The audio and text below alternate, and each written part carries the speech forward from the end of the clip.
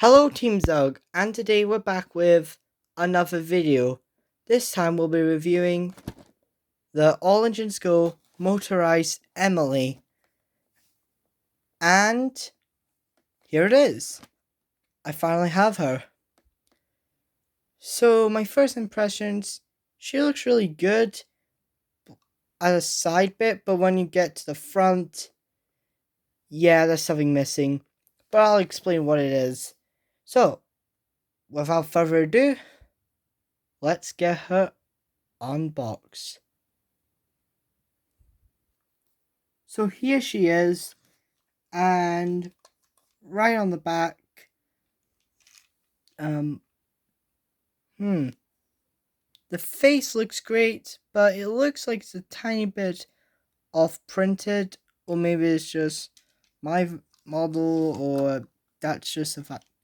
But if you're wondering how I got this, where I got this item, Tesco's, which is a shop in the UK, which is basically the British version of Target.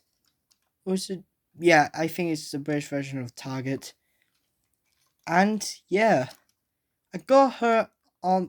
It's the same shop where I got my Orange Go Motorized Karna and Diesel. So if you want to check that video, you could if you want.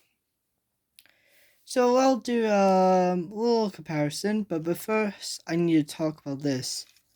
Look at that hole on her boiler. I have no idea what that is. I don't even know why it's meant to be there. I think it's a thing with another item. Hang on, let me see what it is. Oh yeah, it's a thing with my All Engines Go Maurice James. There's a little hole there. Don't know why those two have the hole things, which I do not get, but okay. So speaking of Emily, here's her push long item.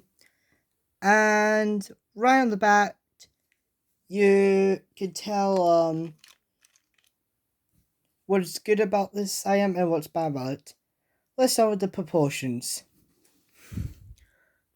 The push long Emily, while it has a much better printed detailed face, and it has for the first time since Ertl made their version the correct wheel arrangement for Emily in push along in diecast range in general. But this is a big win because the big wheel could actually move. However, I like the proportions of the motorized Emily the most. Now, people have been giving Emily some hate when it comes to the motorized range because, well, they don't like it. To be fair, I can actually understand why, because, well, it's motorized. What did you expect? But I think Emily's one of the better motorized items that we had in a long time. One, her tender looks like it's the right size compared to a push along one, which is too small. And yeah, if you put it to the back of another engine, it looks really good. However, the printing is a big issue. I think the printing on the push along is much better than the one that we eventually got.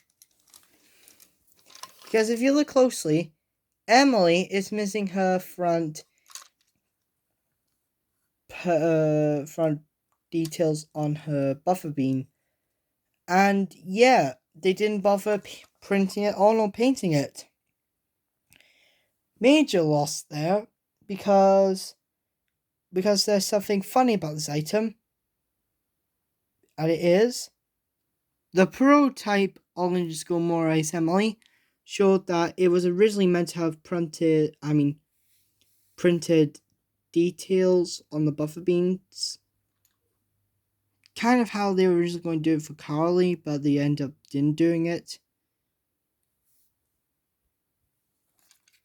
And looking at Emily, they didn't bother doing it with her at all. So this I oh yeah, one more thing. And don't tell me that they couldn't do it for the motorized range, like print details for the buff bean. They actually did it in the past with hang on. They did it in the past with Diesel. So why couldn't he do it for Emily is a mystery. So what's my final thoughts on Emily? She's actually a pretty decent item. I didn't really intend to get her. Well, I was originally planning to get her, but I didn't intend to get her today. The reason I just got her because she was at Tesco's, and I was like, why not? So yeah, she looks pretty decent. Height-wise, she's perfect. Detail-wise, not so much. I think I'll give her an 8.5 out of 10. Really good model. I highly recommend you pick one up if you're a fan of Emily. So yeah, I still need to get the motorized hero because that's planned to be released soon. And I still, for my personal range, I still need to get Young Bao.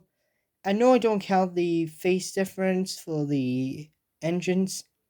It's funny because while they eventually made toys for Emily, Hero, James, Gordon, etc., they didn't bother to do it for Edward and Henry, even though they appeared in the background, and Emily didn't speak until I forgot what episode it was, but it's something to do with Sandy. Like basically Sandy is important. I don't know, I forgot what episode it was called. But a really good episode, by the way. And it's the only time Emily actually talks. So the theory goes, in my opinion, is that Mattel is looking for voice actors to play the older engines, but until they can find some, they can't speak, which I could understand. So I don't know if Edward and Henry will ever talk. Probably, I hope so, because then, and if they do talk, they could market them, like sell them toys. But anyways, this is Team Zug signing out. Peace out.